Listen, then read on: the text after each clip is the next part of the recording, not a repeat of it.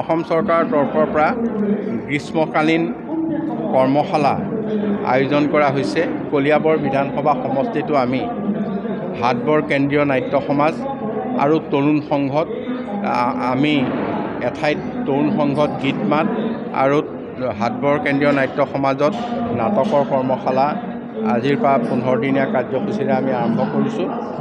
আৰু এই গোটেই গোটেই আয়োজনটোত অসম চৰকাৰৰ সাংস্কৃতিক বিভাগৰ দ্বাৰা ইয়াত পৃষ্ঠপোষকতা কৰা হৈছে আৰু নগাঁও জিলা কলিয়াবৰ সমজিলাৰ উদ্যোগত এই কৰ্মশালা অনুষ্ঠিত হৈছে। কলিয়াবৰৰ সাংস্কৃতিক জগতৰ সকলো লোকে ইয়াত জড়িত হৈছে আৰু নতুন প্ৰজন্মক আমি এই কৰ্মশালাৰ জৰিয়তে প্ৰশিক্ষণ দি আগুৱাই নিম বুলি ভাবিছোঁ। আজি কলিয়াবৰ মহাবিদ্যালয়ত যি গ্ৰীষ্মকালীন এই কৰ্মশালা আয়োজন কৰা হ'ল, তাৰ বাবে মই আমাৰ অসম চৰকাৰ তথা সমজিলা আৰু যিসকল কলেজৰ কৰ্তৃপক্ষ আৰু যিখিনি সাংস্কৃতিক দলৰ লগত একত্ৰিত হৈ গোটেই সমাজখনৰ লগত একেলগে মিলি পেলাই এই অনুষ্ঠান ভাগ উদযাপন কৰা হৈছে, মই তেওঁলোক সকলোকে ধন্যবাদ জনাইছোঁ।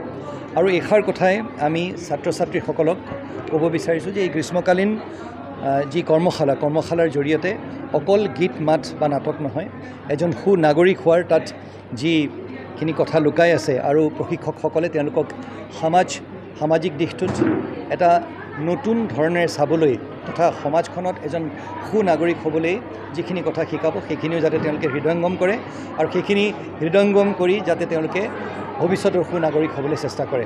মই অনুষ্ঠানটিৰ উত্তৰ কামনা কৰিছোঁ আৰু সংবাদ মাধ্যমৰ প্ৰতিগৰাকী কৰ্মীক মই মোৰ আন্তৰিক ধন্যবাদ জনাইছোঁ। নমস্কাৰ। অসম চৰকাৰৰ তৰফৰ পৰা গ্ৰীষ্মকালীন কৰ্মশালা আয়োজন কৰা হৈছে। কলিয়াবৰ বিধানসভা সমষ্টিটো আমি হাটবৰ কেন্দ্ৰীয় নাট্য সমাজ আৰু তৰুণ সংঘত আমি এঠাইত তৰুণ সংঘত গীত মাত আৰু হাটবৰ কেন্দ্ৰীয় নাট্য সমাজত নাটকৰ কৰ্মশালা আজিৰ পৰা 15 দিনীয়া কাৰ্যসূচীৰে আমি আৰম্ভ কৰিছোঁ। আৰু এই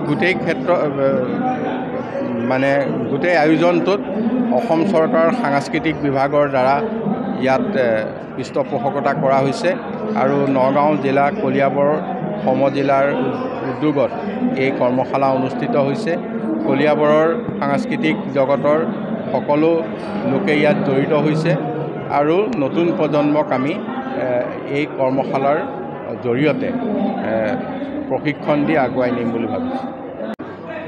আজি কলিয়াবৰ মহাবিদ্যালয়ত যি গ্ৰীষ্মকালীন এই কৰ্মশালা আয়োজন কৰা হ'ল, তাৰ বাবে মই আমাৰ অসম চৰকাৰ তথা সমজিলা আৰু যিসকল কলেজৰ কৰ্তৃপক্ষ আৰু যিখিনি সাংস্কৃতিক দলৰ লগত একত্ৰিত হৈ গোটেই সমাজখনৰ লগত একেলগে মিলি পেলাই এই অনুষ্ঠান ভাগ উদযাপন কৰা হৈছে, মই তেওঁলোক সকলোকে ধন্যবাদ জনাইছোঁ।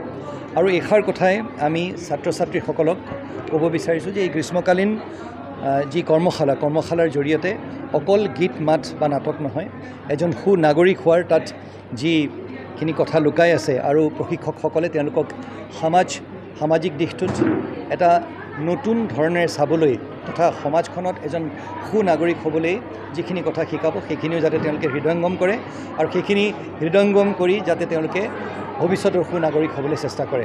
মই অনুষ্ঠানটিৰ উত্তৰ কামনা কৰিছোঁ আৰু সংবাদ মাধ্যমৰ প্ৰতিগৰাকী কৰ্মীক মই মোৰ আন্তৰিক ধন্যবাদ জনাইছোঁ। নমস্কাৰ।